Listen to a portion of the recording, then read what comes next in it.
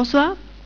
Je vous présente ce soir notre expérience pour la rupture traumatique de l'aorte. Ça se passe dans notre centre de la ville de Sfax, au sud tunisien. Donc, comme vous savez, la rupture traumatique de l'aorte est secondaire à un traumatisme violent à haute énergie qui fait suite à un accident de la voie publique. C'est une lésion très grave et potentiellement fatale. Elle a une mortalité immédiate en l'absence de prise en charge urgente de plus de 80%, une mortalité hospitalière de 30% qui est parfois liée à la gravité des lésions associées.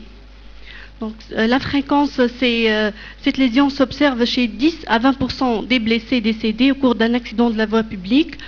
Les ruptures traumatiques de l'aorte se voient surtout chez des adultes jeunes de 20 à 30% et surtout de sexe masculin. Donc notre série, elle est faite de 23 malades qui ont passé par le service depuis janvier 2003 jusqu'à décembre 2012. Le diagnostic a été confirmé dans tous les cas par un angioscanner spiralé. Les patients ont été traités par chirurgie et par traitement endovasculaire. L'âge moyen des patients a été de 36 ans avec des extrêmes de 20 et 62 ans. Il s'agissait de 22 hommes et une seule femme. Et dans 22 cas, c'était une rupture ismique de l'aorte secondaire à un accident de la voie publique. Et dans un seul cas, il s'agissait d'un faux anévrisme de l'aorte abdominale susrénale suite à une chute de 3 mètres.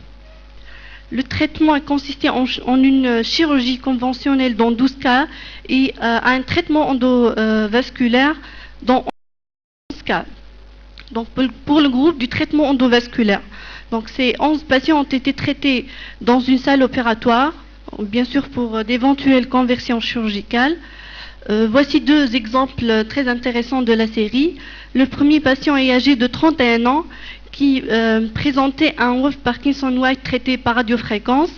C'est un patient qui présente en plus une cardiomyopathie dilatée et bien sûr il est sous antivitamine K. Il a été victime d'un accident de la voie publique qui a occasionné un polytraumatisme englobant un trauma crânien, un trauma du bassin et un traumatisme thoracique. L'angioscanner a montré une rupture ismique de l'aorte qui est de type sous-adventiciel et qui siège à 1 cm au-delà de la naissance de la sous-clavière gauche. La dissection s'étend sur 6 cm en aval. Donc le patient a eu une échographie cardiaque qui a montré une fraction d'éjection très basse à 30% avec une IM minime et une aorte assez dilatée. Donc vu que le terrain c'est un polytraumatisé, une dysfonction VG sévère, un TP bas sous antivitamine K, donc il a bénéficié d'un traitement endovasculaire par la mise en place d'une thoracic aorta graft de 31 mm de diamètre et de 10 cm de longueur. On a un recul actuel de 27 mois avec un excellent contrôle angioscanographique. Le deuxième exemple est un homme de 38 ans qui est suivi en psychiatrie. Il a eu une chute de 3 mètres qui a occasionné une fracture du bassin, une lésion urétérale qui a été opérée et fortuitement à l'occasion d'un neuroscanner de contrôle, après 3 mois du traumatisme, on a découvert un faux anévrisme de l'aorte susrénale. Donc, vu que le patient a été déjà opéré et il a eu une lombotomie, vu le risque chirurgical, il a bénéficié d'une endoprothèse aortique au niveau de l'aorte susrénale. On a un recul actuel de 12 mois avec un excellent contrôle angioscanographique. Que la lésion aortique soit stable. Tous nos patients ont été traités avec des conditions anatomiques favorables. Donc, tout d'abord, l'abord vasculaire de calibre suffisant, notamment l'artère fémorale commune, l'artère iliaque, l'aorte abdominale et thoracique. La qualité de la paroi aortique, absence ou présence de calcification.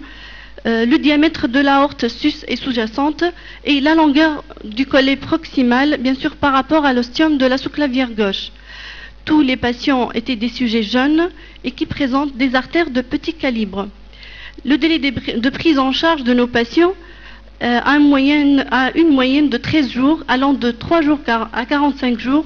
Bien sûr, c'est vu la non-disponibilité des endoprothèses dans notre centre et le délai qu'il en faut pour en procurer. Allez-y, madame, allez-y. La morbimortalité de notre groupe. Donc, la mortalité a été nulle. Aucun cas de conversion. Il n'y a pas eu de complications neurologiques, notamment pas de paraplégie.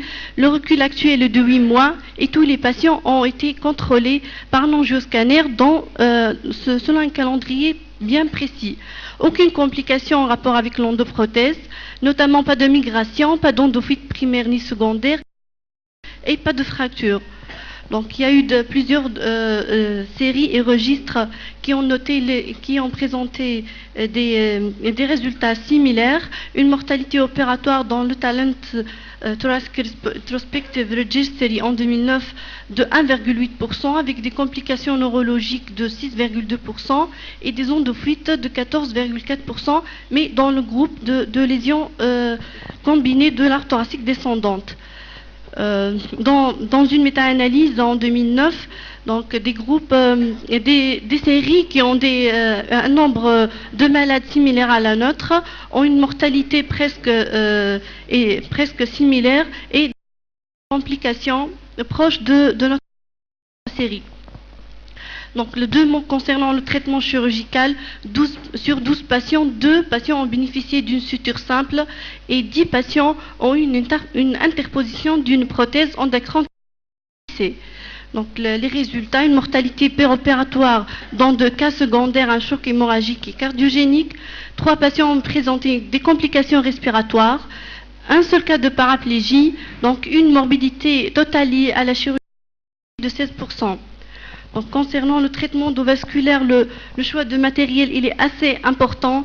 Le diamètre de l'endoprothèse doit être de 15% plus que l'aorte saine et sous-jacente. Vous avez 5 minutes hein, au total. Encore 15 secondes. Ah non, je crois que c'est terminé. Non, on a une retransmission en direct des États-Unis et vous aviez que 5 minutes.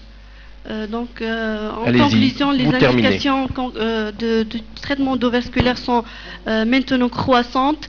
Ça concerne des patients qui présentent des ruptures en traitement urgent et des patients qui présentent des lésions associées en traitement différé. Et ça intéresse aussi des patients âgés qui présentent beaucoup plus de comorbidités. Je vous remercie.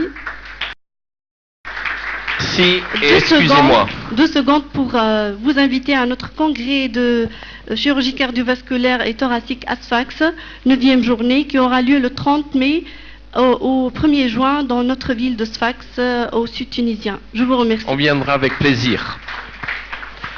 Ted, are you online?